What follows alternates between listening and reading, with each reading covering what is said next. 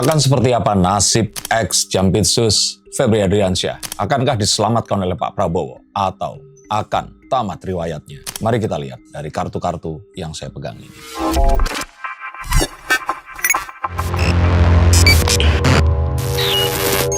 Halo, saya Sikers, kembali berjumpa bersama saya Denny Darko. Tidak ada yang namanya misteri, yang ada adalah tanda-tanda yang kita semua coba untuk mengerti. Digosipkan pergi umroh saat ditentukan atau ditetapkan menjadi tersangka sebelum akhirnya ditahan, walaupun akhirnya tidak ditahan di sini. Ex Jampitsus Febri Adriansyah ini dikabarkan ternyata berada di Jakarta, tidak kemana-mana, dan gosip yang paling berkembang adalah upaya memperkeruh hal yang saat ini memang belum jelas ujung rimbanya.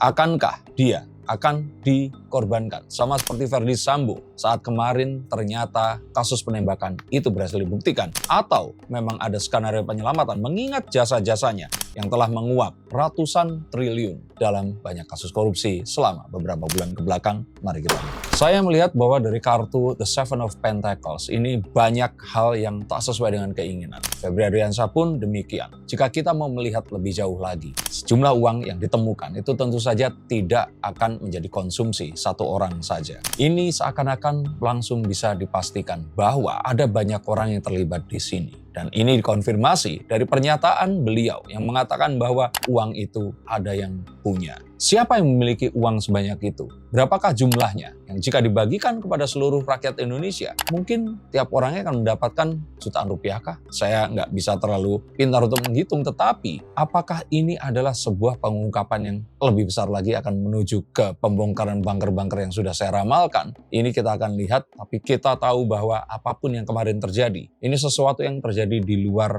apa yang diperkirakan.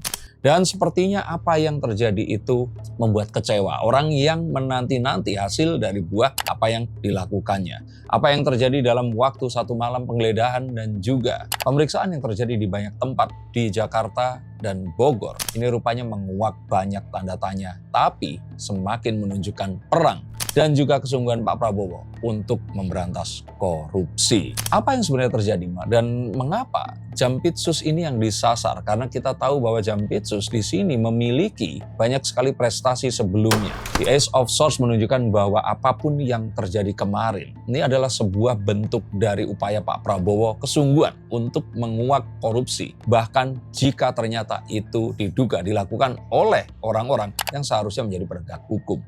The Ace of Swords juga memberikan sebuah pernyataan di mana apa yang terjadi ini hanyalah baru awal. Akan banyak bunker-bunker yang tersembunyi akan dibongkar. Akan ada upaya untuk membuka lebih jauh lagi dan lebih jelas. Terbayang jika ternyata satu bunker di sini dibuka, maka dalam beberapa hari ke depan terjadi pemindahan aset besar-besaran.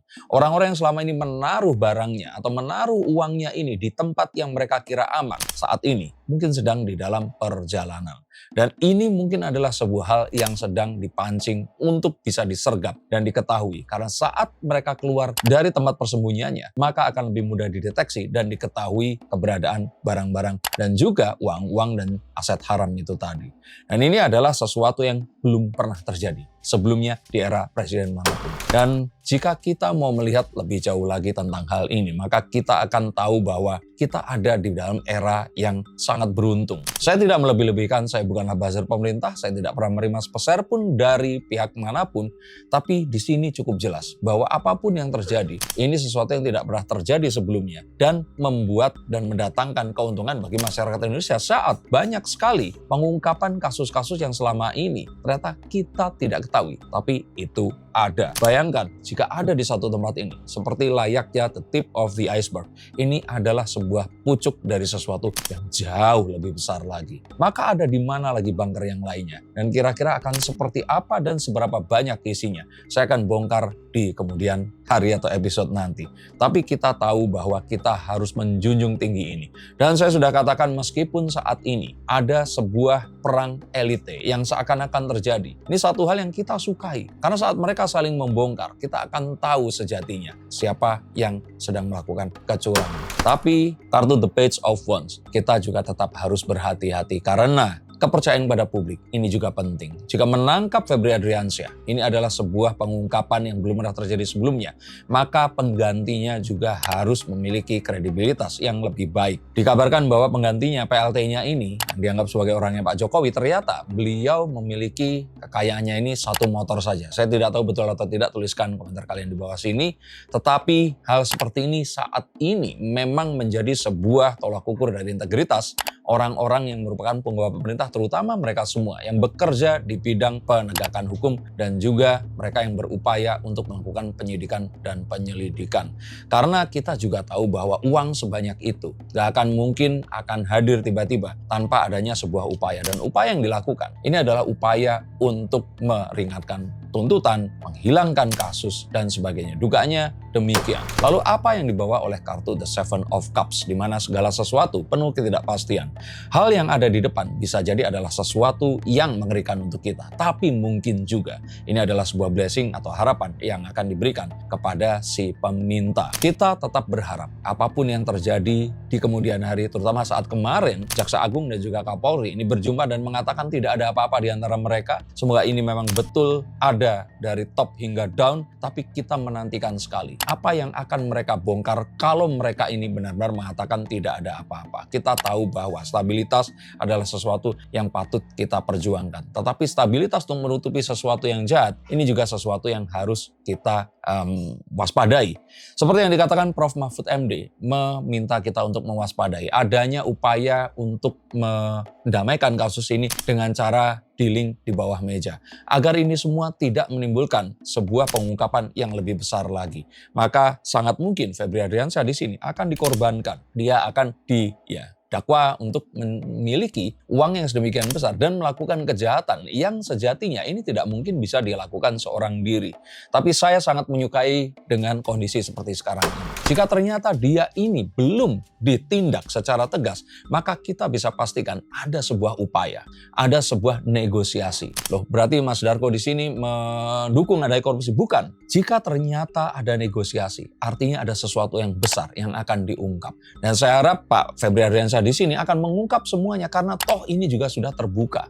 Jika memang semuanya harus dibuka sekarang untuk memulai sesuatu yang baru dan seandainya pun ini harus membakar gedung, maka saya pikir biarkan gedung atau apapun yang ada ini tadi. Ya, gedung di sini sebenarnya adalah sebuah metaforik dari apapun yang sekarang ini coba kita bangun, biarlah itu terbakar dulu sampai habis lalu kita bangun dari nol lagi. Apakah ini tentang citra dari institusi? Apakah ini adalah impian yang kita ingin bangun dari upaya pengungkapan banyak korupsi kemarin? Itu bisa diartikan bermacam-macam. Tetapi saat ini nasibnya benar-benar di ujung tanduk. Tetapi kita tahu bahwa dia sepertinya memegang banyak kartu as. Dan kita harus tahu juga bahwa orang-orang seperti ini tentu saja memiliki pelindungnya. Tak mungkin dia berorasi sendiri dan melakukan dengan nekat begitu saja.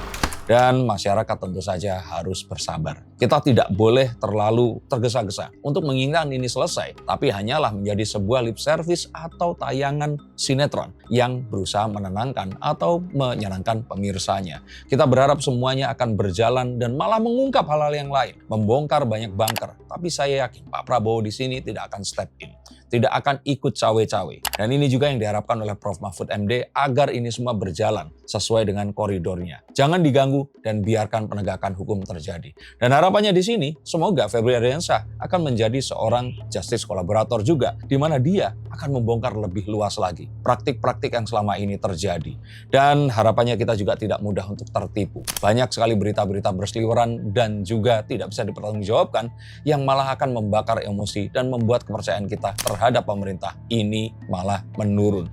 Kita tahu pemerintah Indonesia jauh dari sempurna, tetapi dukungan kita karena kita tahu bahwa saat ini adalah saat menuju ke perubahan yang sebenarnya. Sesuatu yang belum pernah terjadi sepanjang hidup saya 49 tahun ini dari banyak presiden yang saya menjadi rakyatnya. Untuk kalian Gen Z dan milenial, bersabar sedikit karena kita sedang menuju ke apa yang dijanjikan. Masyarakat Indonesia yang lebih baik lagi dan Indonesia emas yang akan berjaya. Terima kasih, sampai jumpa dan salam.